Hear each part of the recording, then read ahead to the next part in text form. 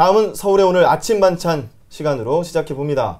월요일은 타인의 시선에서 우리를 돌아보는 시간이죠. 오늘의 아침 반찬 주제는 반려동물입니다. 요즘 반려동물 참 많이 키우죠. 그런데 휴가철이면 버려지는 반려동물들이 크게 증가하고 있습니다. 네, 경제적인 이유나 변심 등으로 주인에게 버림받아 버려지는 반려동물이 한 해 8에서 9만 마리에 육박한다고 합니다. 지난해 유기동물은 8만 1,147마리로 집계됐는데요. 이 중 서울과 경기도에서 발생한 유기동물은 전체의 36%로 높은 비중을 차지하고 있습니다. 특히 여름 휴가철이면 평소보다 20-30%가 더 버려지고 있는데요. 동물보호법에 따르면 동물을 유기하면 100만 원 이하의 과태료를 물리지만 실제 과태료 부과 사례는 찾기 어렵다고 합니다. 반려동물에 관한 우리의 인식에 대해서 짚어보겠습니다. 네, 오늘도 함께 얘기 나눠줄 이나 씨와 네이트 씨 오셨습니다. 어서 오세요. 안녕하세요. 네, 두 분 반려동물 키운 경험들 다들 있으신지 궁금한데요. 이나 씨부터 얘기해 주실까요? 네, 저 어릴 때부터 올해까지 고양이, 강아지, 뭐 큰 강아지, 작은 강아지 키워봤습니다. 큰 강아지, 네, 작은 강아지까지. 작은 강아지, 네. 네, 그래요. 네이트 씨는요? 네, 저도 고양이하고 강아지 키워본 적이 있어요. 어렸을 때부터 사실 태어났을 때부터 항상 집에 네. 동물 있었어요. 네, 사실 어머니 집 보러 가면 거기 지금 5마리, 개 5마리 있어요. 네. 개 5마리나 키울 정도로 넓은 집인가 봐요. 공간이 포인트가 있어요. 거기에 맞춰지네요. 예, 넓은 집이라는 거예요. 네.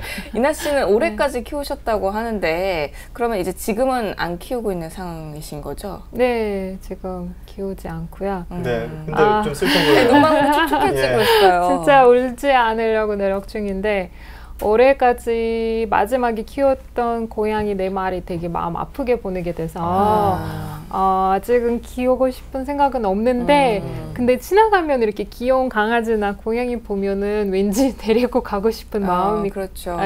있을 것 같기도 네. 하는데 일단은 지금은 안 키우고 싶어요. 예.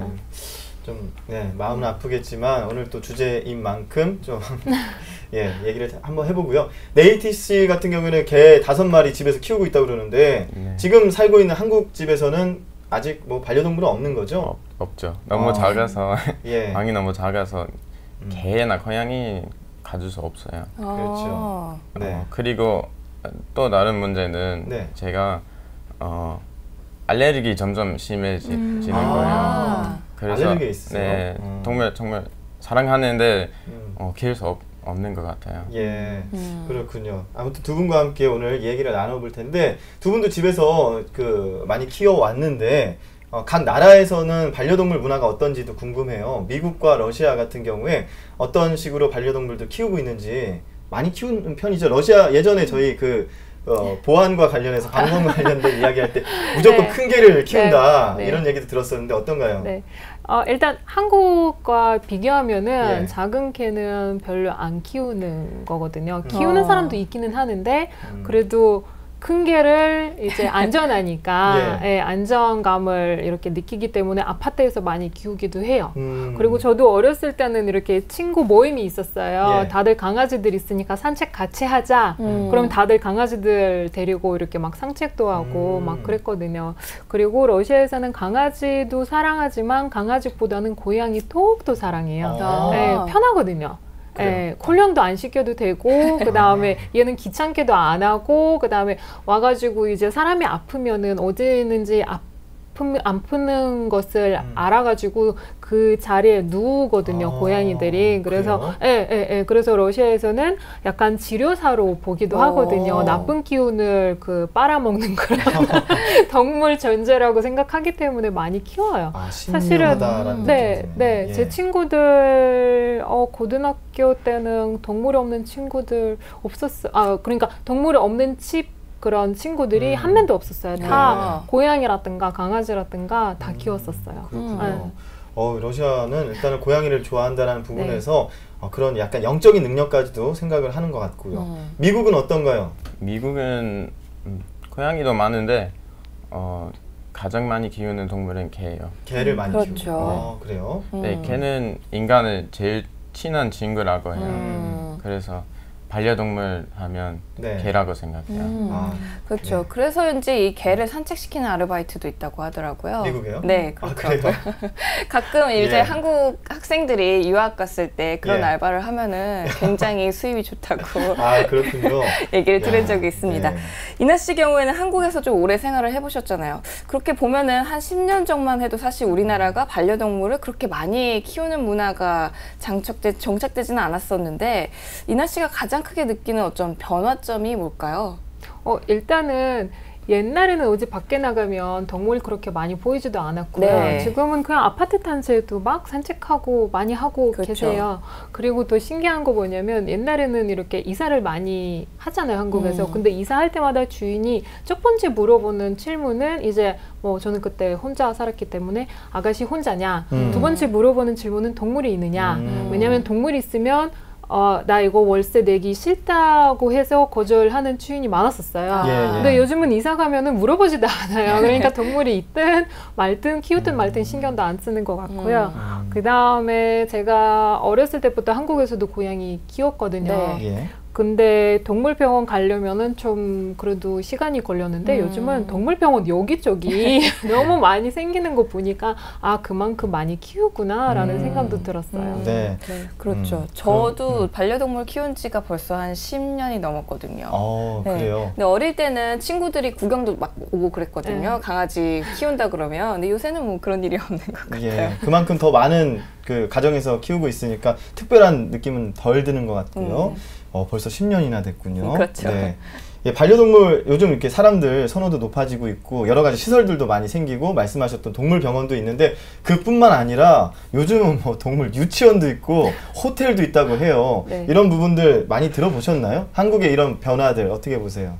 저는 너무 좋아요. 저는 사실은 그 동물 호텔도 좋지만 이제 그런 호텔도 있어요. 주인하고 동물 같이 받아주는 호텔도 있어요. 예. 일반 호텔은 안 되거든요. 네. 동물 데리고 오면 안 되는데 그런 호텔에서는 사실은 주인도 서비스 해주잖아요. 뭐 이렇게 뷔페라든가 아침 뷔페라든가. 근데 강아지나 아니면 고양이 데리고 오면 간식도 주더라고요. 그러니까 그리고 이제 보통 휴가들 많이 오잖아요. 바쁘잖아요. 그러면은 낮에 이렇게 봐주기도 해요. 네. 얼마나 편해요. 따로 이렇게 동물 호텔 안 막히고 같이 이렇게 여행할 수 있는 거는 진짜 전국인 것 같아요. 네. 이런 그 반려동물의 천국이라는 말씀도 해주셨는데 네이트 씨도 뭐 애견 카페나 동물 카페 많이 보셨죠? 네. 예. 네, 고양이 카페 많죠. 고양이 카페. 네. 큰 강아지 있는 강아지 카페도 가봤어요. 예. 근데 호텔? 반려동물 호텔 간 적이 없어요. 본 적이도 없어요. 그래요. 미국은 어때요? 미국에는 이런 그 반려동물 시설들 어떤 것들이 있을까요? 네, 있을 텐데요. 예. 근데 본 적이 없어요. 그래요? 근데 들어봤어요. 로스앤젤레스에 있는 연예인 위한, 연예인 네네. 동물 위한 호텔이나 나보다 더 좋은 음식 먹는 시설. 그러니까 연예인 강아지들이 네. 들어가는 호텔. 부러워요. 예, 그런 미국에서는 아무래도 또 정원도 넓고 집마다 그런 그 시설 같은 게 굳이 없어도 될 정도로 있기 때문에 그렇지 않을까 하는 생각도 해보는데요. 그 강아지 키우기가 좋은 환경 아닌가요, 미국은? 좋아요. 근데 다른 것처럼 돈 필요해요. 돈 그렇죠. 역시 필요하고. 이나 씨 그 러시아 같은 경우에는 어떤 문화시설, 그 동물들을 위한 시설 어떤 게 있을까요? 없어서 어떡하죠? 없어요? 네, 저희도 사실은 어릴 때부터 강아지, 고양이 키워가지고 근데 아빠 일 때문에 외국에 자주 갔다 왔다 했잖아요. 예. 그러면은 애들을 맡겨야 되는데 맡길 데가 없어가지고 그냥 알아보고 아는 사람 통해서 이렇게 돈을 주고 그냥 아는 사람 가정에다가 이렇게 맡기고 그 다음에 다시 러시아 오면은 다시 데리고 오고 이런 식으로 했는데요.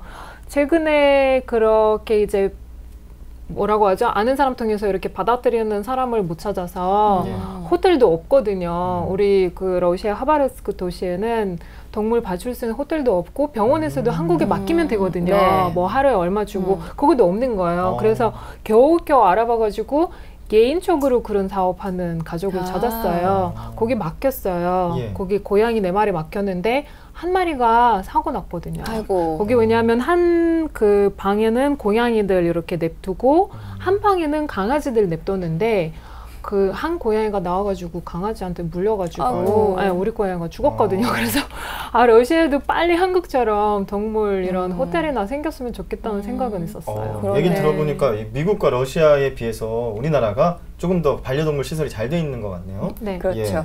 문제는 키우는 사람들이 또 많긴 한데 또 버리는 사람도 그만큼 많아졌거든요. 요새 이렇게 SNS나 이런 데 보면 그런 영상들이 많이 있어요. 동물들 버리고 간 동영상들 보면 저도 막 눈물을 멈추지 못하곤 하는데 이렇게 주인을 찾지 못하면 또 안락사를 시킬 수밖에 없다고 하더라고요. 특히 휴가철에는 휴가 가면서 버리는 이들이 더 많으니까 혹시 미국이나 러시아에서도 많이 키우는 만큼 많이 버려지기도 하는지 궁금합니다. 이나 씨 어떤가요? 울 것 같아요, 지금. 러시아는 사실은 버리는 것보다는 애들이 산책하다가 가끔 이렇게 풀어주잖아요. 그럼 길을 못 찾아가지고 이런 강아지 아니면 고양이들 좀 있어요. 저도 어렸을 때 고양이 하나 키웠는데 되게 똑똑했거든요. 화장실도 변기에다가 볼일 보고 진짜 그랬었어요. 근데 얘는 산책을 너무 좋아해가지고 우리 이렇게 막 산책 나가고 싶으면 문을 이렇게 긁어요. 그러면 현관문 열면은 얘가 나가요. 그리고 30분 아니면 1시간 뒤에 돌아와서 진짜 우리 집 앞에 이렇게 큰 박스가 있었거든요. 그 박스 위에 올라와서 띵동 벨까지 눌렀던 애였어요.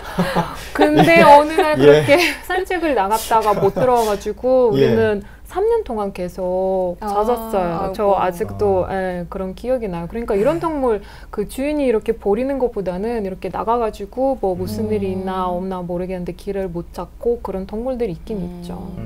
그럼 미국은 어떤가요? 좀 많이 버려지나요? 나쁘지만 버리는 동물 많아요. 그래요? 400만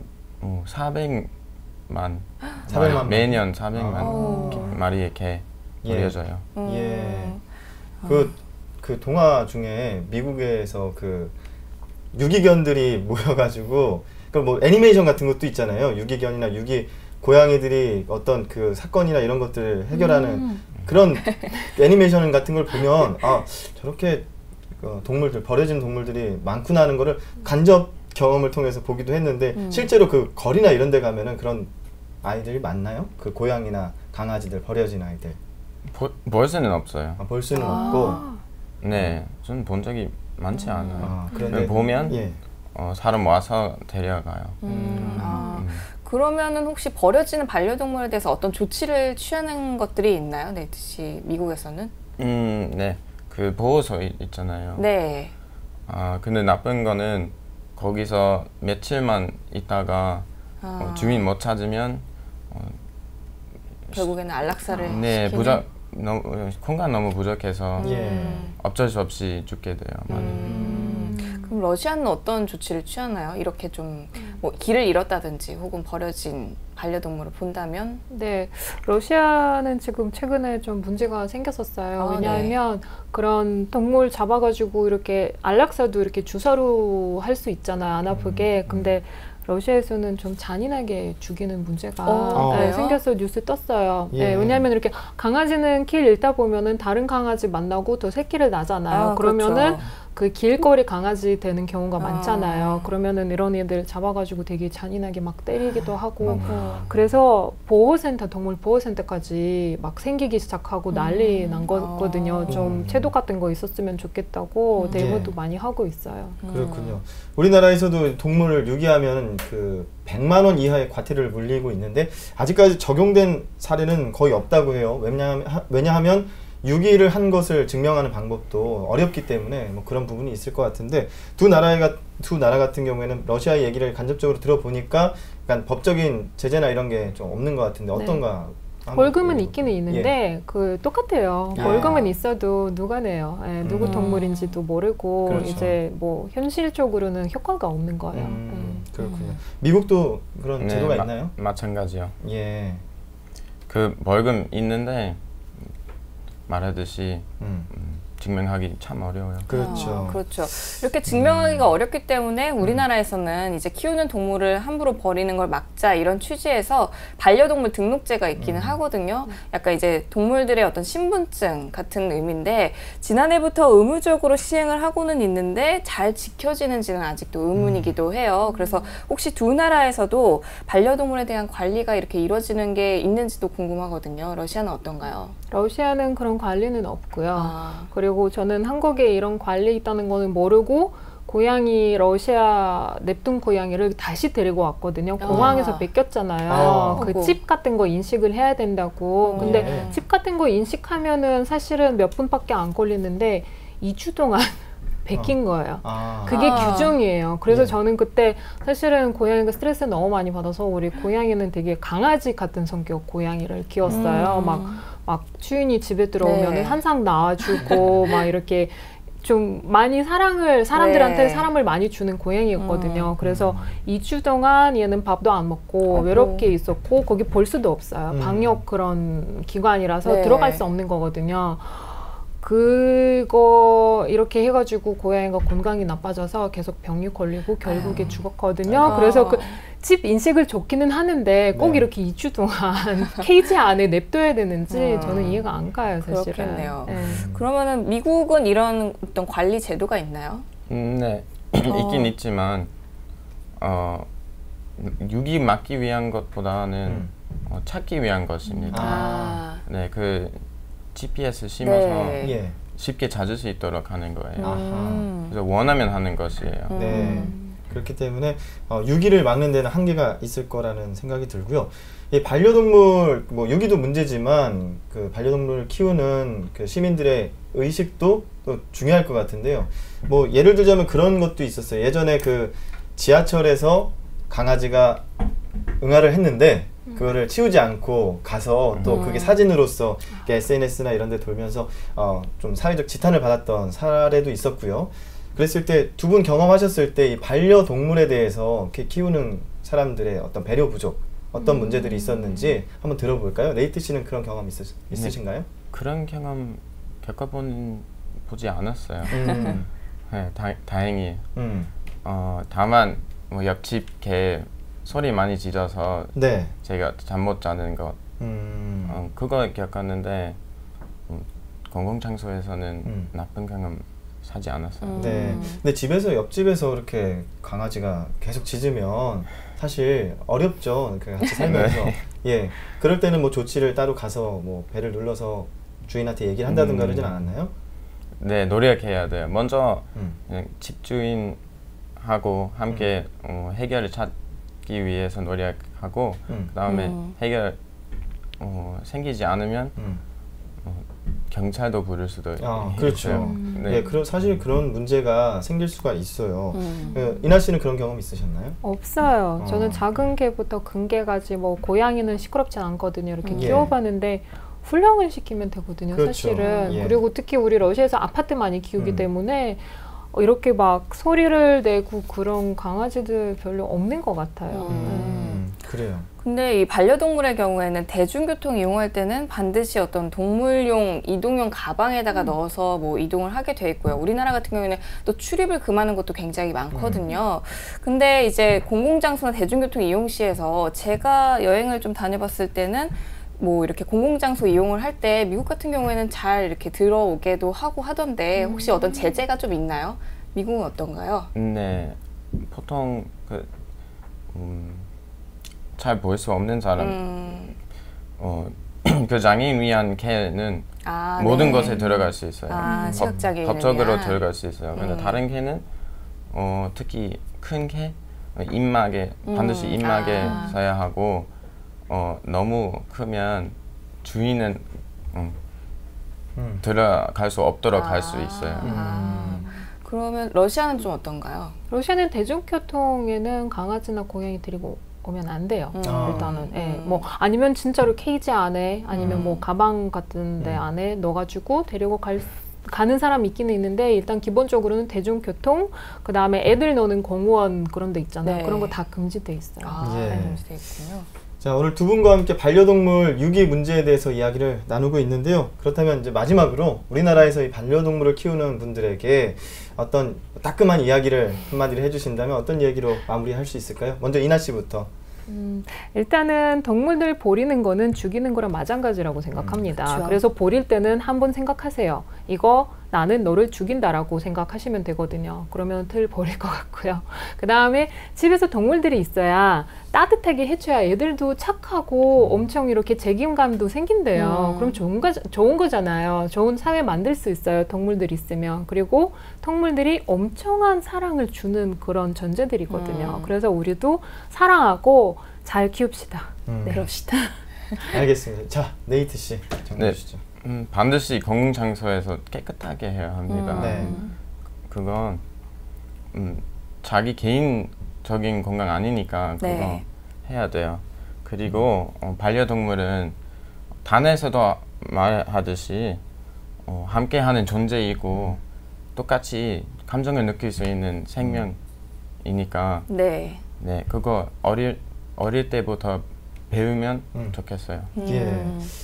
알겠습니다. 자, 예전에는 애완동물이라고 불렸던 것을 이제 반려동물이라고 바꿔서 부르기 시작한 게 얼마 안 되는데요. 그만큼 이제 반려동물, 가족이라는 뜻이죠. 가족을 대할 때 어떻게 대하면 되는지 잘 한번 생각해 봤으면 좋겠습니다. 오늘 두 분과 함께 이야기 나눠봤습니다. 고맙습니다. 감사합니다.